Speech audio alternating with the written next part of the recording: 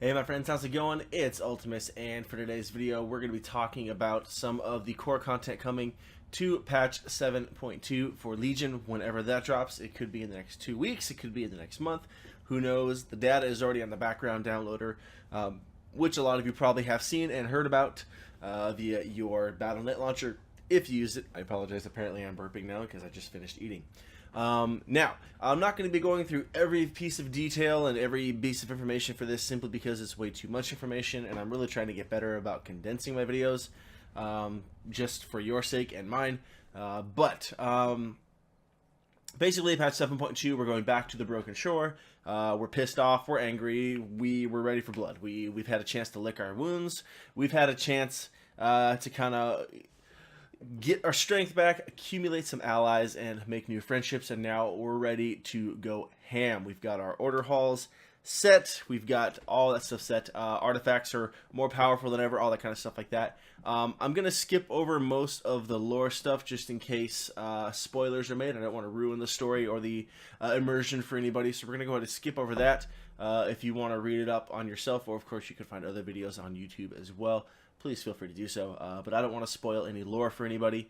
The big thing that I'm going to be talking about today is I'm going to be talking about the building of the structure or constructing defenses, because this is going to play into the main topic of this video, which is going to be progressing our artifact weapon and the class order hall artifact weapon appearances that are going to be specific to these challenge modes, as I'm going to call them for the time being.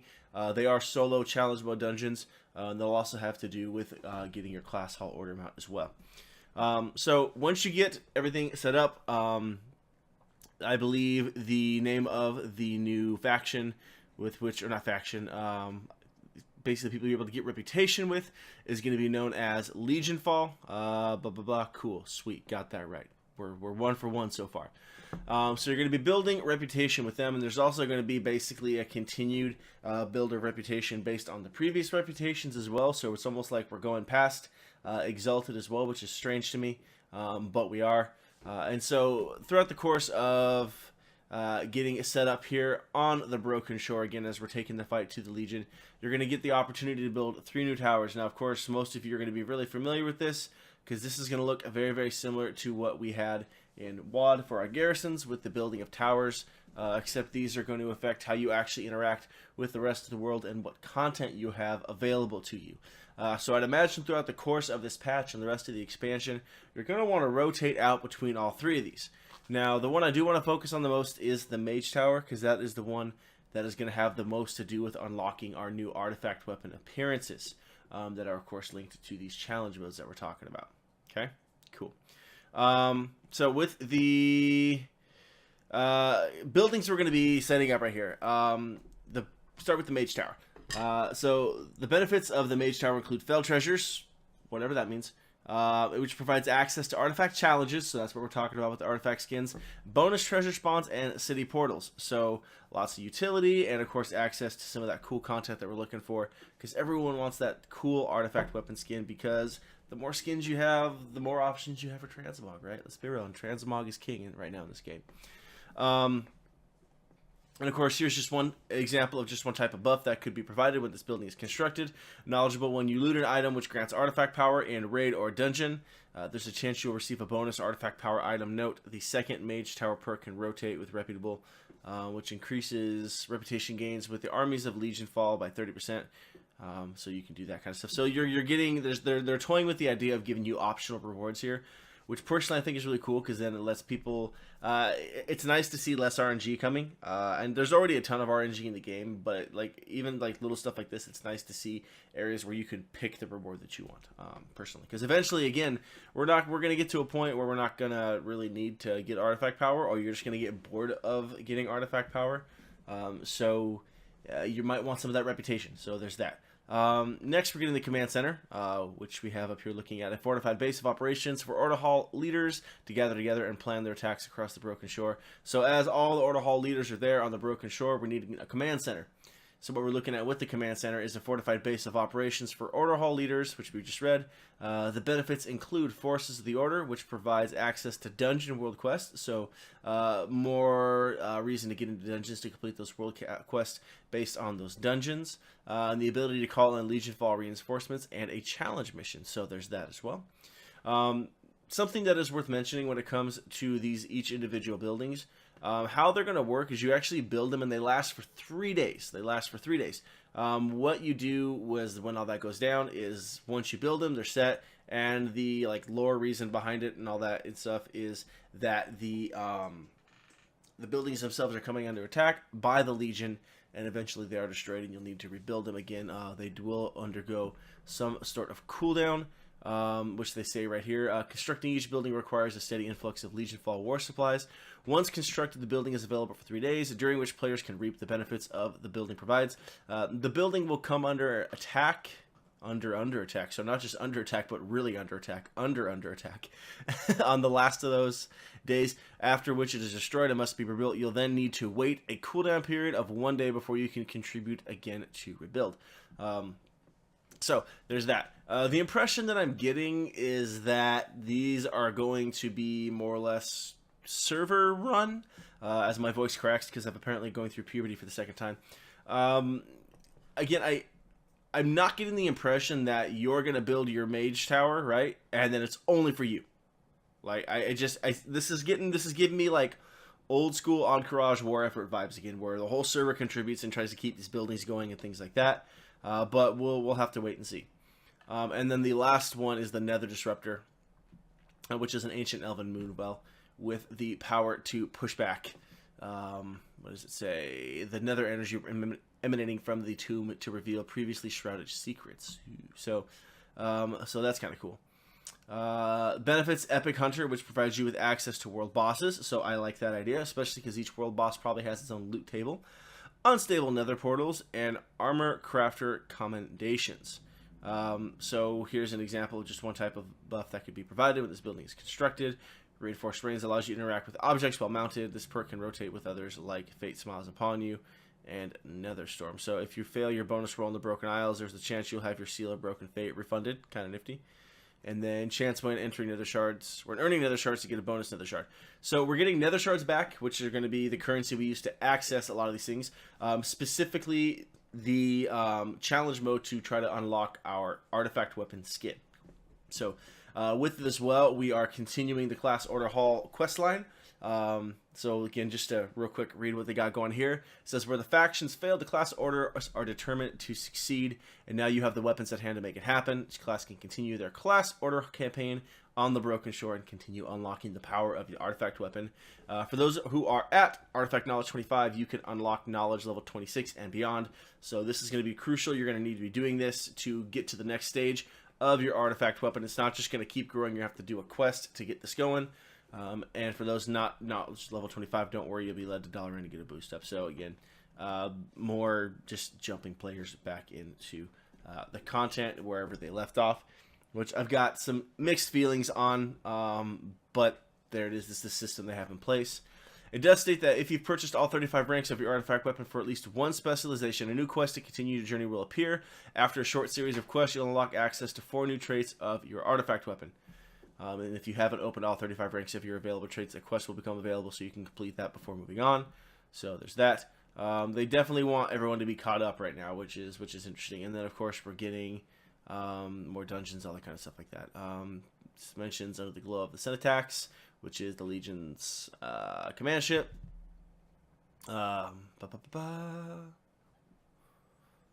So what this is going to allow you to do is, while fighting creatures within its shadow, will allow you to loot beacons from these creatures that you use to command ship to open portals. These portals will produce more Legion adversaries for you to take on. Each level provides new opportunities to get higher level beacon. These higher level portals in turn will allow access to even more dangerous foes. So this almost sounds like another version of Mythic Pluses, just maybe not specifically Mythic Pluses. Open enough portals and overcome enough adversaries, and you'll eventually gain access to a raid boss for you and some friends to take on. That's kind of cool. It goes without saying, but we'll say it anyways. This is a great way to amass nether shards. So there you go. Tips already coming out from nether shard farming. Looking at all of that, the reason I fuddled through all that again is because I really wanted to lay some groundwork and foundation for as we talk about unlocking or getting to those challenge modes that let us access our new artifact weapon appearance. To move on with unlocking these new challenge mode based artifact weapon appearances, what we're seeing here is you're going to need to be able to be first level 110. You're going to have all 35 traits unlocked for your weapon and complete the quest line to unlock access to the 4 new traits available with 7.2. So no one's going to be able to jump in like day of initially and go right to these challenge modes. There's a little bit of a process to get there. They're really wanting these skins for your artifact weapon to be like something as a show of pride. Like you're like, yo, I put the work in, I put the time in, I did this. Whether or not in execution that comes to pass, time will tell. But they're really wanting this to be something that is like bragging rights, right? Almost like old school tier sets used to be back in the day when you saw someone chilling in front of the auction house or standing there like a pompous douchebag on the steps, because you know what, he earned the right to be that pompous douchebag because he put the work and put the time in and earned the gear. So with that, basically, long story short, you're going to get the towering achievement thing. You're going to need to get the mage tower up. For those who plan to earn their challenge appearance, the mage tower is going to be an important building to invest your Legion Fall war supplies in. When the tower is active, you've met all the requirements, a new quest will become available to you. This quest is a continuation of your class order campaign and will ask you to take care of a little unfinished business via a solo encounter. You'll need to face a powerful foe to earn your new appearance, but it's not going to be easy. Again, so time will tell. Basically, their whole idea is they're wanting this to be a solo challenge that is built around your class and spec. So the solo challenge is going to be tank geared and centric if you are a tank spec, DPS if you're a DPS, and of course healing if you're a healer. So there are 7 different challenges available, which are tailored to your class role. Each role's challenge will vary slightly, whether it's healing or group, supporting NPCs, etc., etc. As we just talked about, there's no gear requirement, but you're going to want to invest in getting the best gear you possibly can if you're going to walk out in the encounter with a brand new look for your weapon. So this is what they're touting. This is what they're touting, that this is going to be, one of the hardest things to accomplish solo, seems to be what they're going for. They do say that the first time you get the quest, you'll be able to enter the encounter for free. If you fail, and there's a good chance you will. So they're saying you get 1 free try. That's it. Like, they're going to give everybody 1 free try. Once you get that quest, feel free to go in, have a blast. But it's going to cost you everything from that point. So we're looking at the system now where once you get the mage tower up, you've got your character to 110, or I should say this the other way around. You got your character to 110. You've got all 35 traits unlocked. You've started the quest. You got to the Broken Shores again. You've got your mage tower built. You go through that quest that's leading it all up to there. You've got the new stuff unlocked, the new traits for your artifact weapon. And then you're going to get 1 free shot at this. So if you're dang good at what you do and you've got the gear for it, you might just one-shot it. Players like me, we might have a little bit more of a struggle fest. So we'll see how this goes. But if you've been active with the Broken Shore, you'll have started to accumulate nether shards. You can use these nether shards to purchase additional chances at the encounter. Okay, so as long as the mage tower is up, so the 3-day rotation while this mage tower is up is when you'll have a chance to use these nether shards that you're farming to get into these challenge modes. The mage tower is active for 3 days, as we said, so we're going to skip over that. Success with earning your artifact weapons challenge appearance is going to cost, but bragging rights will be yours when you do succeed. I'm really hoping that there's an achievement attached to this, which I'm sure there will. There's always achievements attached to stuff like this, because I know there are people that like to transmog their artifact weapon, and if the bragging rights simply come from displaying the weapon, that kind of feels a little bit slighted. That way you can at least be like, hey, yo, I got the achievement. I'll be curious if these achievements will be good enough to like get into certain raids or group content, because you prove that you're competent enough to handle your class and role. These almost feel like, and this is maybe I'm overthinking this a little bit, but they almost feel like to me actual proving grounds with actual rewards, right? Remember how proving grounds were introduced in, I believe, Mr. Pandaria, weren't they? Or were they WoD? I want to say they were WoD. They were introduced in WoD. Scenarios were introduced in Mr. Pandaria, and then the proving grounds were introduced in WoD. Everyone you had to have at least silver to get into most groups, and some even were stingy and required gold depending on what level of play you were trying to get into. But there was really no reward for it, right? You just had to do it, and I think you had to complete at least silver to get into heroics once WoD launched. And so looking at this actually looks like we might be looking at something similar to proving grounds, but with an actual reward. So time will tell. Obviously, this isn't going to be required to get into any kind of dungeons or anything, but I could see players setting this up as, hey, have you completed this quest? Nah, we're not looking for you. hate it or love it. I don't know if I necessarily condone the idea, but it's nice to have systems like this in place where it's good to know the type of players you're getting involved with, and then of course there's a reward for it. You're not just doing it just so you can finally get into groups, because that just feels monotonous. So we'll see.